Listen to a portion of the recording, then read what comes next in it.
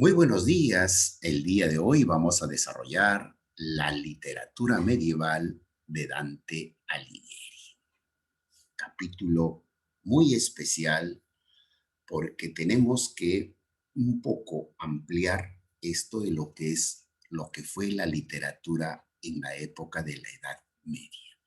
Y sin lugar a dudas, el quien sobresale en esta etapa de la historia de la humanidad es el gran autor italiano Dante Alighieri con su obra La Divina Comedia.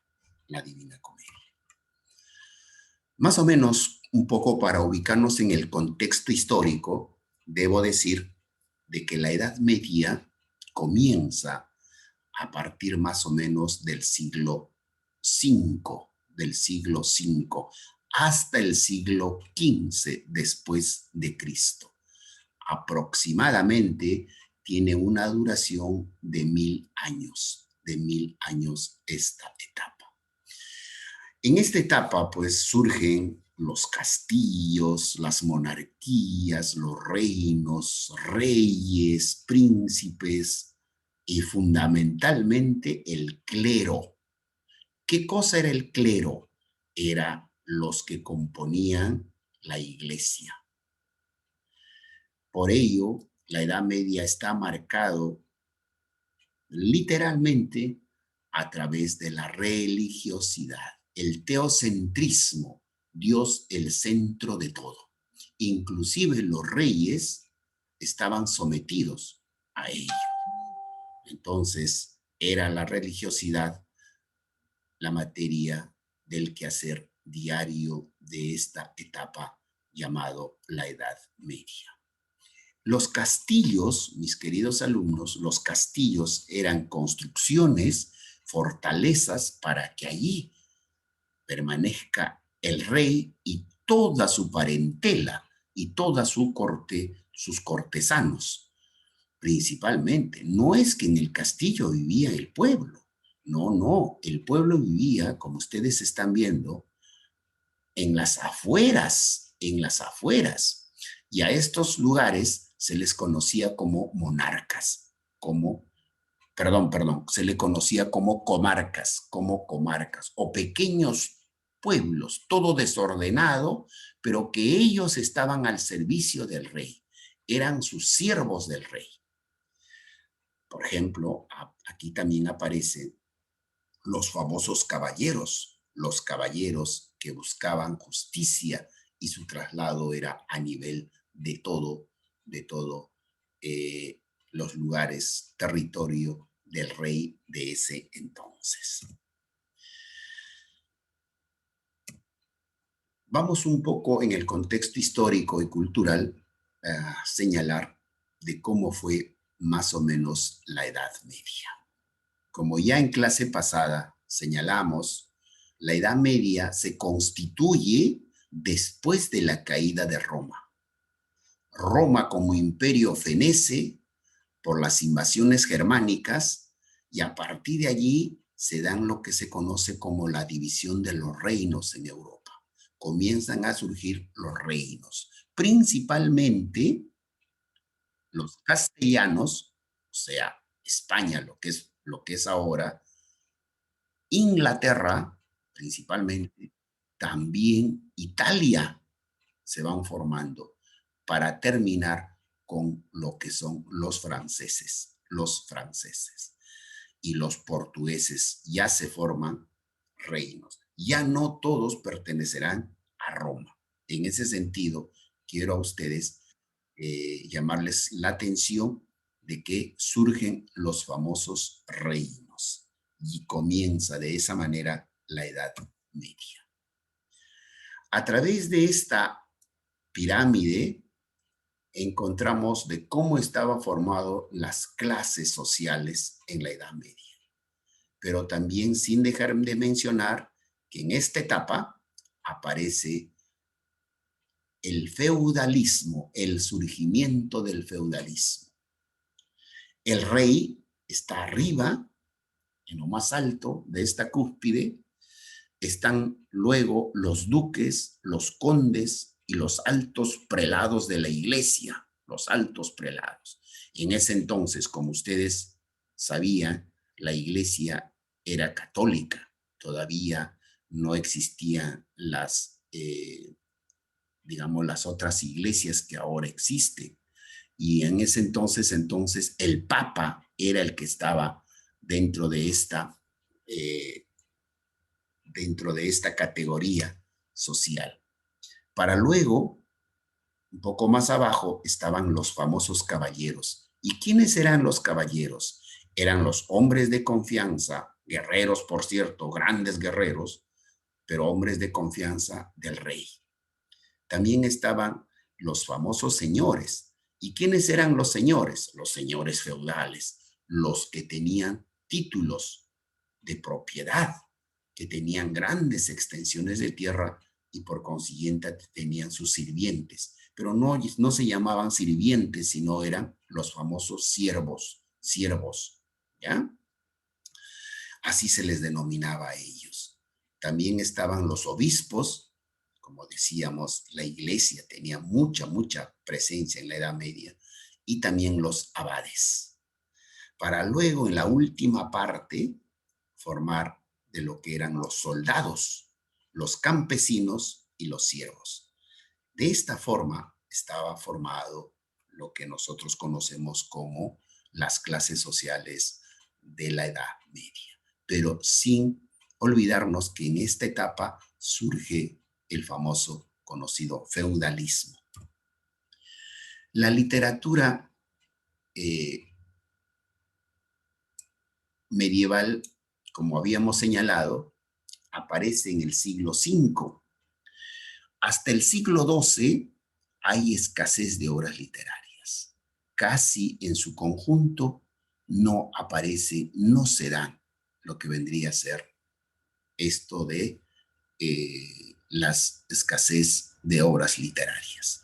Pero a partir del siglo XII, allí sí ya se consolidan las lenguas romances, aparecen las famosas, las lenguas, los idiomas, y cada reino opta determinado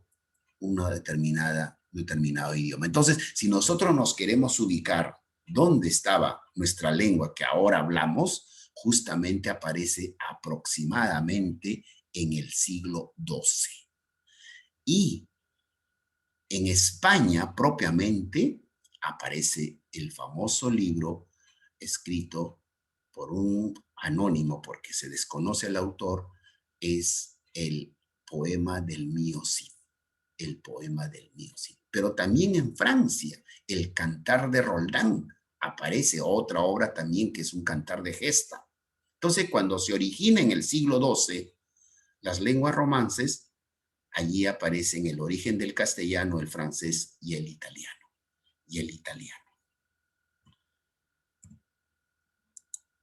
¿Qué cosa más podemos decir? Las manifestaciones literarias en la Edad Media.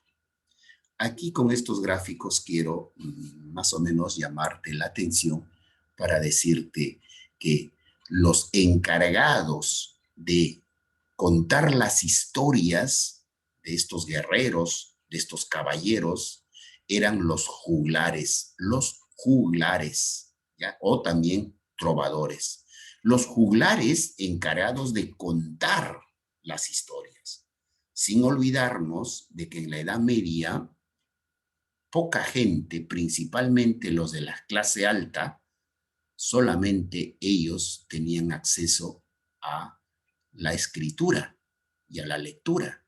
No sabían, la gran mayoría no sabían leer ni escribir. Entonces los juglares visitaban los pueblos, las comarcas, y allí contaban las famosas historias de estos grandes guerreros, ¿verdad? De estos grandes guerreros.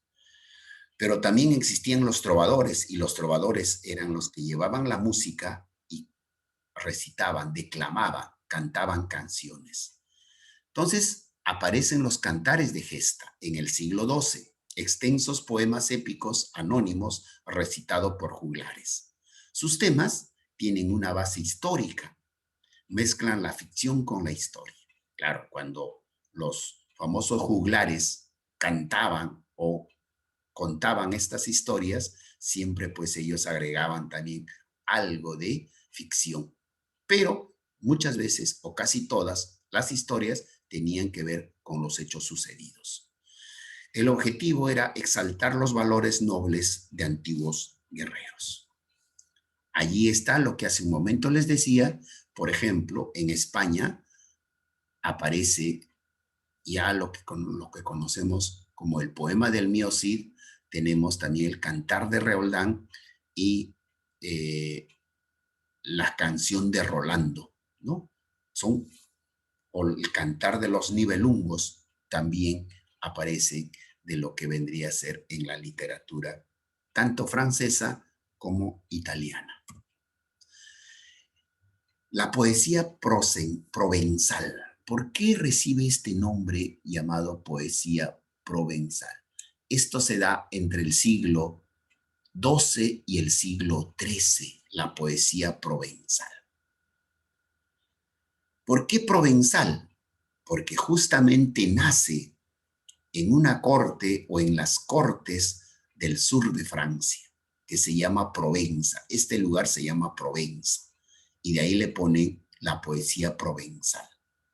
Primera lírica culta, ¿no? Luego las obras, o qué cosa, cuáles eran, de qué tema tocaba la poesía provenzal, ¿no? Eran los trovadores que crearon el amor cortés, o sea, el amor que se daba dentro de los castillos, entre las princesas, los príncipes, los reyes, etcétera, etcétera.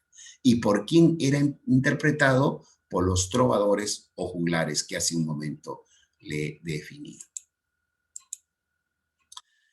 En el siglo XIV aparece el dulce estilo nuevo o el dolce stile nuovo, como lo llamaban. Es una escuela literaria fundada en Italia, organizada por letrados que compusieron obras poéticas en toscano. ¿Qué tenía? Toscano, quiero explicarles, era el inicio de del nuevo idioma después del latín. Esto es en Italia. Y se le conocía inicialmente como toscano, para después ya convertirse en la lengua italiana. ¿Qué tenía? Una intención renovadora basada en nuevas formas métricas y también en incorporación de recursos expresivos refinados. Ahora sí, vamos a ya detenernos aquí para poder analizar al más grande representante de la literatura medieval. Nos estamos refiriendo a Dante Alighieri. Dante Alighieri siempre aparecerá en todos los gráficos, en todas las obras de arte, pintado de esa manera, siempre entrelazado en su cabeza por los laureles, que le daba una categoría de intelectualidad. Él escribió dos obras, quizá las más importantes, La Vida Nueva y La Divina Comedia. Allí justamente usted está apreciando la portada de La Vida Nueva. Él permanece o da su presencia entre los siglos XIII al siglo XIV. Poeta italiano, fue desterrado de su ciudad natal. Su obra combina elementos de la épica con los del humanismo. Y podríamos, a otros autores, a Dante Alighieri lo consideran como el iniciador también del renacentismo. ¿Bien? ¿Y de qué se trata entonces la Divina Comedia? La Divina Comedia, entre sus características, podemos decir que es una epopeya simbólica narrada en verso. Esta obra literaria es una epopeya. No es, digamos, una novela, sino es narrada en verso, en verso. Obra maestra de la literatura italiana y universal, considerada la síntesis del pensamiento medieval. ¿Por qué podemos decir el pensamiento medieval? Si uno desea saber cómo pensaba el hombre de la Edad Media, inmediatamente tenemos que leer la Divina Comedia. Allí vamos a encontrarnos cómo era el pensamiento del hombre medioevo.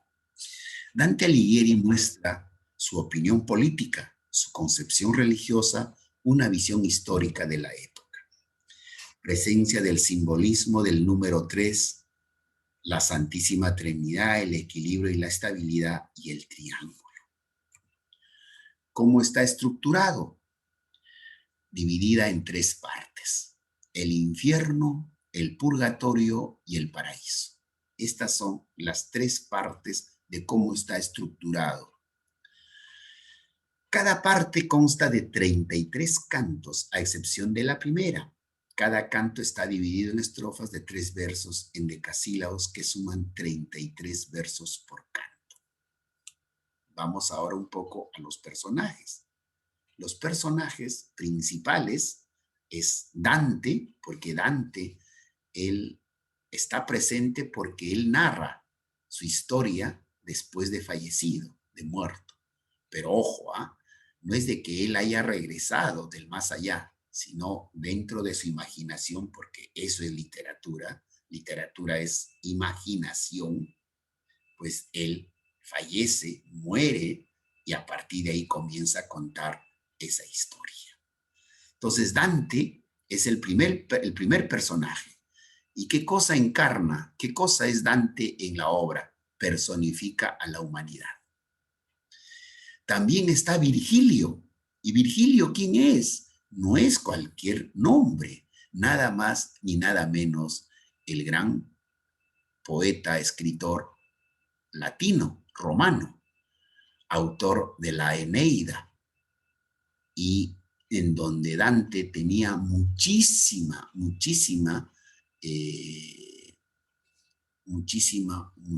de seguimiento. Era su mentor, es digamos como que su ídolo era Virgilio, y por eso que a Virgilio lo lleva a su obra y se encuentran justamente después de fallecido.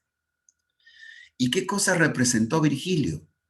La personificación de la razón, o sea, de la inteligencia, ¿no? Imagínense a dónde lo pone, en qué palestra lo pone a Virgilio. Y también el otro personaje principal es la famosa Beatriz. Beatriz es su musa, su inspiración de Dante Alighieri.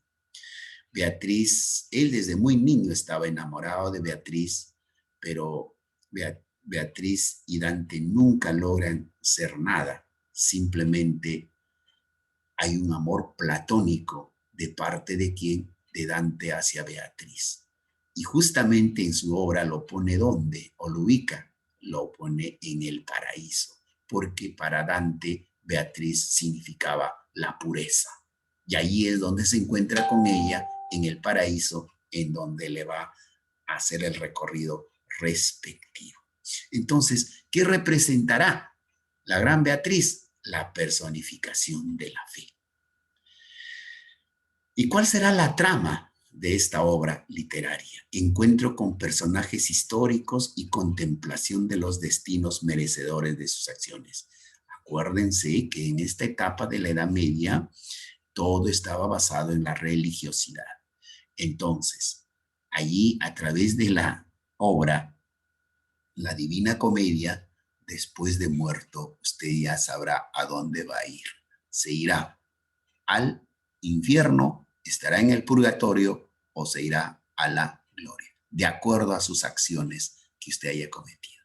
Imagínense, eso es lo que nos dice nuestro gran Dante Alighieri.